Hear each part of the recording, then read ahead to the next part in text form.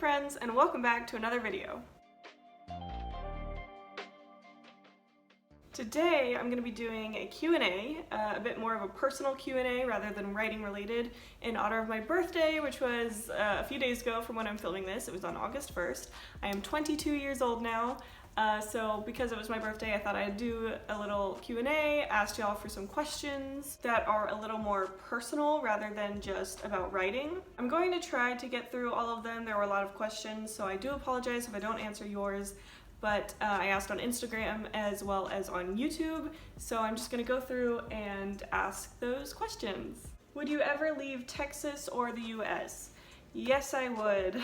I would really like to, actually. I have traveled to and lived in other states, and I've lived in another country as well. I would love to live somewhere else outside of Texas and the US. Probably not right now or anytime soon, just because I don't have like the money for that, but I would really like to. Gavin and I both really want to live somewhere outside of Texas. Texas isn't our favorite, but US too, I would love to be able to live in another country. How do you see yourself over about 15 years? 15 years from now, I will be 37, which is really weird to say. I guess by 37 I hope to have settled down somewhere with Gavin, maybe have a few kids. I would like to have published multiple books by then and either have a career that I really love or YouTube full-time maybe, I don't know. I just want to be happy, and I definitely want to have multiple books published by then. Do you write in Spanish? I actually haven't. So if you don't know, I do know Spanish. I studied Spanish in college, and like I mentioned earlier, I did live in Costa Rica for a little bit. I studied abroad there, so I do speak Spanish. I write in Spanish and all that stuff. I have not actually written any like stories in Spanish, if we're talking like book writing wise. I have read books in Spanish, but that's actually interesting. I might do that though. I have thought about doing that, but I guess I don't consciously think of it because English is still like my native, it's just like what I default to, but that might be an interesting thing I will try. If you could live in a castle, which castle would it be? I actually don't know of many real life castles, so I can't really answer that, but the first thing that I'm thinking of is the Royal Palace of Rabanastre in Final Fantasy XII. I don't know if that really counts, but it's kind of a castle. It's the same sort of thing. Do you play any musical instruments? While I was in elementary school and middle school and high school, and I was in band, I played clarinet and oboe. There was a very brief time where I really wanted to learn guitar, so I played that for about 2 months and then gave up. So I don't actively play any instruments right now, but yeah. Are you planning to do something with your psychology degree? Okay, so this was a question I got a lot. What do you intend to do with your degree? What are you working, what's your current job? What is your dream job? All this stuff. So I've got a lot of questions asking about my degree, my job, especially because recently I have moved, I've got a new job, and so I'm going through all this stuff. I've been talking about my new job a lot and everything. So, in college, I got my bachelor's in psychology, and my original plan was to actually go to grad school, get my PhD or my PsyD in criminal psychology. I was also sort of leaning towards clinical psychology. I wanted to practice more than research. And then during my last year of college, I was sort of going back and forth on if I actually did want to go to grad school to get my PhD. It's a lot of school, it's a lot of time and energy and money that goes into that. So then I was kind of bouncing with getting my master's and my LPC and just becoming like a licensed counselor. So I was kind of playing around with all these different ideas, and that was also sort of when my YouTube was sort of getting a little bigger and I started getting monetized and all this stuff, and I was going through a lot. I was basically like a pre-midlife crisis, I guess. It's really stressful when you're in college, especially near the end when you're about to graduate and you're like, oh my god, what am I doing with my life? I have no idea. And so I was kind of dealing with that a lot, And so I was like, okay, I'm at least gonna take a year off. And so this past year, because I graduated college in 2019, and so this past year I have been working at Starbucks. I love Starbucks, honestly. I loved working there and I loved being a barista. While I tried to kind of figure out what I wanted to do and think about a lot of things, and I still am not really for sure on what I'm doing right now. I don't know if I am going to go back to school, at least right now or in the future, or what that's gonna look like, and I'm sorry that I don't have a definite answer, but that's just, I don't know right now. And then the other question I got a lot was about my new job. So I did just get a new job. Sorry if it's loud outside, they just started a bunch of yard work. Okay, so my new job, I just got a new job a few weeks ago. I am doing pre-analytical operations at a lab here where I live. I am an accessioner. I work with like specimen samples that are sent in from doctors' offices all across the country, and we're basically cataloging them to be sending them off for testing. So it is in a lab setting. I am also working with COVID samples, so it's a little bit of a weird transition, I guess, from working at Starbucks, but my degree did help me get here, so I guess that's what I'm doing with my degree right now. But it's basically a lot of like data entry, sitting at a computer, but I really enjoy the work, so I'm happy with it. I'm good with it. It's a fun time. I'm still kind of getting used to how things work since I am still really new, but yeah, I'm enjoying it so far. Thank you to everyone who asked about that. What is it that you most look forward to in a day?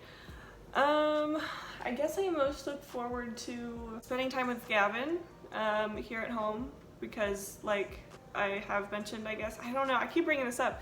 We both got new jobs, so we like both moved here, we both got new jobs at the same time, so it's like a completely new start. He's been working a few weeks before I started, but so it's always nice because we don't have any days off together, which sucks, but whenever I'm home alone and like I have a day off, I always look forward to when he gets home and gets off work, so that's always nice. Favorite Stardew Valley NPC? I love all of them so much. First name that's coming to my head is Linus. I love Linus, he's such a sweetheart. I always go up there in the mountains and before I'm going to mine, and I'll just give him a little something and I'm like, I love you, Linus. But in terms of like romancing, for some reason I love Elliot and Shane. I have such big crushes on both of them. And it's kind of weird because in most games and like other media, I'm like such a sucker for the girls because I love girls, and but for some reason in Stardew, I'm like cool with all the girls, but Shane and Elliot, I love them. It also probably doesn't help that like one of my favorite fanfics of all time is a Shane fanfic. What is your all-time favorite moment with your sister? And no, my sister did not ask me this. This was just one of y'all. So in case you don't know, I have 4 sisters. I think they are referencing my sister who's closest to me in age. She's about a year and a half younger than me, and she came on a stream one time, and so we were like telling stories or talking about our life, I guess. I hope that's what they're referencing, but either way, I am closest with her. She's like my best friend, so I'm going to, I guess, talk about her. All-time favorite moment? We would just do like stupid things. We shared a room growing up. At one point we had bunk beds, and one night we thought it'd be fun to sleep under the bed, like on the floor, like with this much space between like our noses and the bunk bed of the bottom bunk. I don't know why, but it was pretty terrifying actually, and very hot, and you couldn't turn over. I don't know why we did that. We did so many stupid things. Also the haunted DS story, I know I've told that in a stream. We used to get grounded from each other whenever we got in trouble, and so like at one time she got grounded from me for something, and so she would like sit in the bathroom and I would sit in the hallway, and we'd slide notes through the door to each other because we couldn't be in the same room as one another. I don't know, I don't think I have like an all-time favorite, but those are just some nice stories that I like. If you could pick 5 songs for the playlist of your life, what would they be? So since this question isn't really asking like some of my favorite songs or something like what I've been listening to, there's another question like that, which I will answer in a second. But this one's like the songs of your life. I think I'm just gonna do some of the songs that I guess have a very special place in my heart and have influenced me the most throughout my whole life. On the Wing by Owl City, The Middle by Jimmy Eat World, Vienna by Billy Joel, Jumper by Third Eye Blind, and Life's a Happy Song by the Muppets in the movie. Did you ever expect to get a following on YouTube and any goals for the channel? I didn't. I did not expect to get the sort of following that I have now. I had always wanted to start a YouTube channel, and I think everyone would like to think that they're going to get, you know, they're going to have a fan base and they're going to dream about it and all this stuff. But my channel didn't start as writing, and that's definitely what I'm known for now, is writing. And so it definitely was expected in that sense of I didn't expect it was going to go like this. Honestly, if I would have kept going with what my content originally started as, it probably would not have gone anywhere. And then any goals for the channel, I mean, I've got a few things in the works right now that I'll be able to talk about soon, but I don't know, I just want to keep growing and reaching out to new people, and I want to do more live streams, and I would love to be able to upload more than once a week again, like I did in the past. Currently looking at new equipment, so, you know, just overall upgrading everything and doing more. Something you've always wanted that money can't buy? That's a really interesting question. I don't know. I probably should have like thought about these answers before I started this. I guess I just wish you know, people have got those like natural talents for things, and I always wish like singing or dancing or something, I wish I could do something like that. And I love dancing. On that end, I wish I had just taken dance classes from a younger age, because in high school I did dance, but since then I haven't touched it at all. I haven't done anything. I still like to dance, but not like in any professional sort of way. So I don't know, I guess I just had more of a natural talent for that. No, I just thought of one. I wish I was more flexible. I am not a flexible person at all, and I feel like that would just help a lot. I feel like that would just solve a lot of my problems. What was the best year of your life and why? Honestly, I genuinely don't know if I've had a best year of my life. Nothing stands out. I know 2016 was the worst year of my life, so what has been your biggest trial to overcome? Mental illness. I'm not gonna go into that, but 2016 was the worst year of life because my mental illness was kicking my butt that year. So dealing with that and coming out of that alive, because I wouldn't be alive right now. What dream jobs have you had in the past other than a writer or YouTuber? When I was a kid, I wanted to be a lot of different things. I always had different dream jobs. A few of those were architect, event planner. For a long time, like a chunk of years of my life, I wanted to be, I cannot for the life of me remember what the term was, what the career was called, but I wanted to like live on an animal reserve and study and take care of elephants. Elephants are my favorite animal thing ever. If you can't tell, well, you can't see anything right here, but I have like elephant shrines all over my house. I can't remember what the term was called, but that's what I wanted to be so bad. Favorite place you've ever been and place you want to visit most? Favorite place you've ever been? That's gonna be a tie between Chicago and Costa Rica. I visited Chicago for the first time when I was like 15, and it was so beautiful. It's like my favorite city ever. I love the city, and still, even now, living in Chicago is like on my bucket list, and like Gavin and I are low-key planning for that because I don't think my life will be able to be complete if I don't live in Chicago at least a year of my life. And then Costa Rica, like I said, I studied abroad there, and it's such a beautiful country.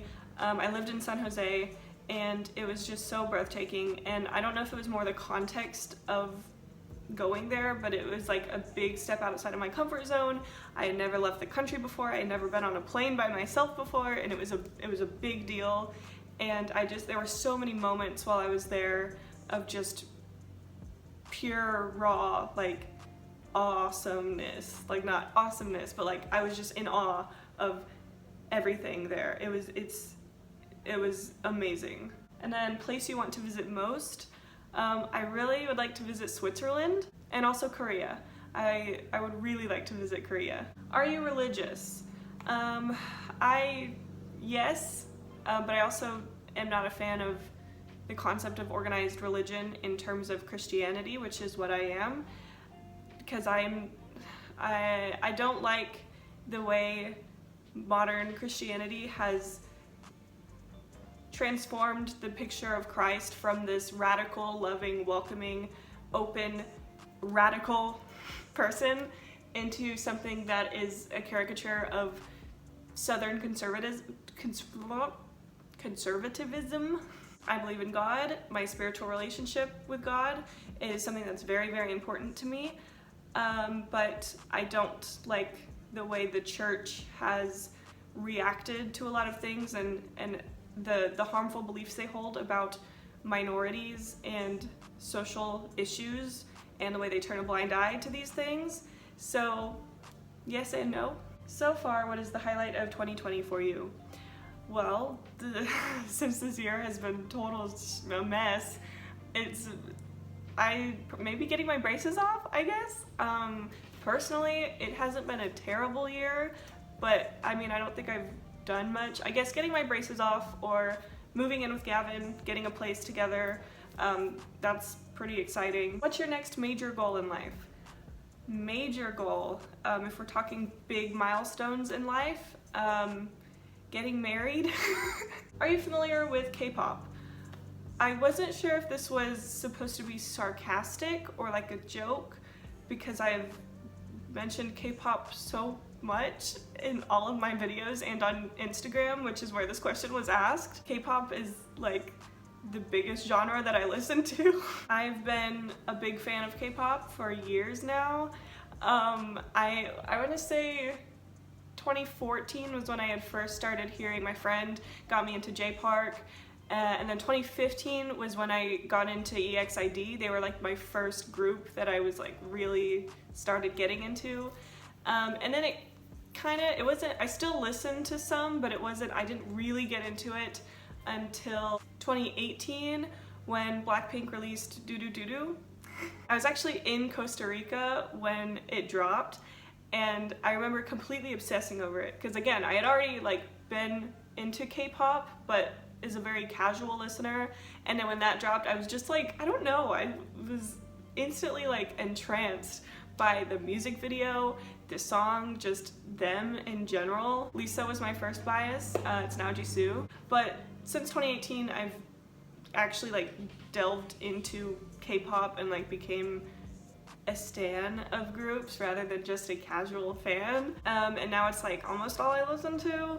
Blackpink is still like one of my favorite groups, but they're not my favorite group anymore, but they definitely helped get me fully into K-pop. EXID was the first one that really introduced me to the K-pop scene, and then probably my like ultimate group right now is Mamamoo.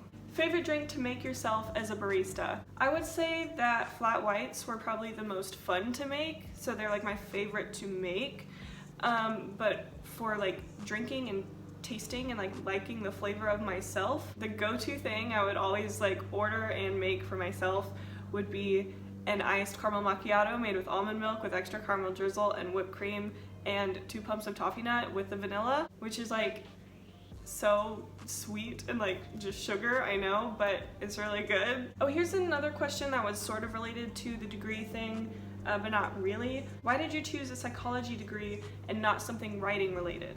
So I've always been a writer, been writing since I was a very young age. So writing, it was always seen as something, at the time when I was going into college, writing was something I did all the time, but it wasn't something I could really see myself doing full time. I wanted to, but I had never finished a draft. It was something I did in my free time, it was a hobby, and so I always just sort of figured that it was going to stay that way. And when you're going to college, you're picking something to study that's going to become your career, that you're going to grow in, you're going to study, and it's going to be what you do for the rest of your life. Not saying that's how that always goes, but that's generally the thinking process. So psychology, like I said, my original plan was to go to grad school. I wanted to actually be a psychologist. And so that was my career. I was always going to do writing on the side though. And so writing, I wasn't picking one over the other. But now through college actually is when I started realizing that I could do writing full time. And I think that's sort of a big reason I am second guessing going to grad school and what my future is going to look like. Also, fun fact, I was in newspaper in high school. I did all the writing, academics, newspaper activities, all that stuff throughout high school. And I was actually going to major in journalism. And then I was accepted into this journalism camp for a college near my home.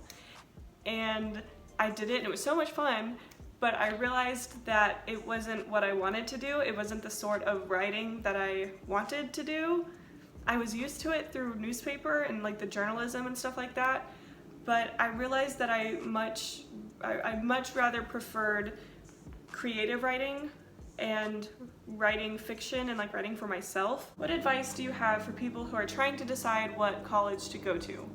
Funny story, the college I actually went to was not my first choice. It was actually my backup school for, like, in case I didn't get into my top schools. I had applied to 3 different colleges. I got into all of them, and so obviously I was gonna go to my first choice school. And I had visited this school many times throughout my life, and I just sort of realized that as much as I loved this school, I had kind of hyped it up so much in my head growing up, because I was one of those kids who like was big on academics. I prepped for college very, very early, and I was very into college, and I had really hyped it up in my head. It was like my dream school. It was everything I ever wanted. And I ended up touring the school I went to just to see. I had toured all of the colleges, so I wanted to tour this one also just to see. It was more of a formality because I really was not planning on going there. And I just fell in love with the campus. I don't know what it was. I fell in love with the campus, I fell in love with the people I met there, and just the atmosphere. And I realized that I didn't actually really like the energy and the atmosphere I was feeling from my dream school, and I just had hyped it up way too much. And it was a really tough decision, but I ended up going with my last choice school, just because I went on that tour and I fell in love with it, and I could see myself there, and I could see myself studying there and graduating and everything. So I went there, and I'm so glad I did, because my life would be completely different if I had not gone there. How are you? I'm good.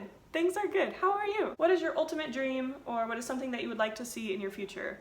Publishing my books. Do you have phobias or fears? Yes, I do. As cliche as it sounds, I have arachnophobia. And not just oh, I'm scared of spiders, and I'm really not trying to be I'm not like other girls here, but I've had traumatic like experiences with spiders growing up, and like from a young age, so it like really like scarred me. So I really can't deal with anything spider related.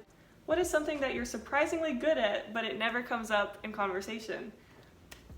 I guess one of the weirder ones is that I can do the worm.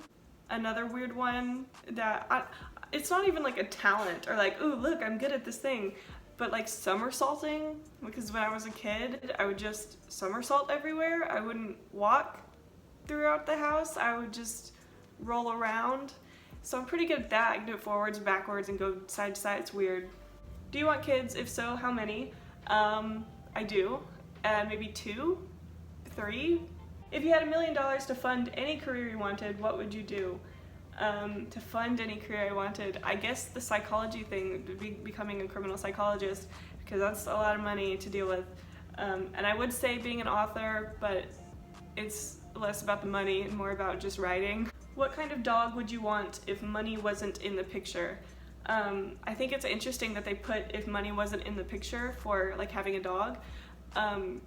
Boxers are my favorite breed of dog. I have a boxer, Maggie. I know y'all know her. But for me and Gavin, both of us,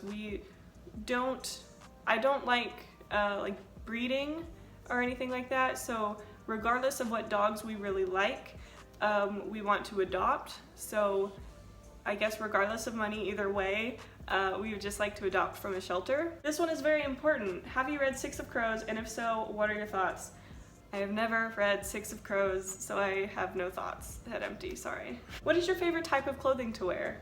I really like comfortable clothing. I don't know, I don't really have a preference. I love clothes though, and I like dressing up and like doing random things.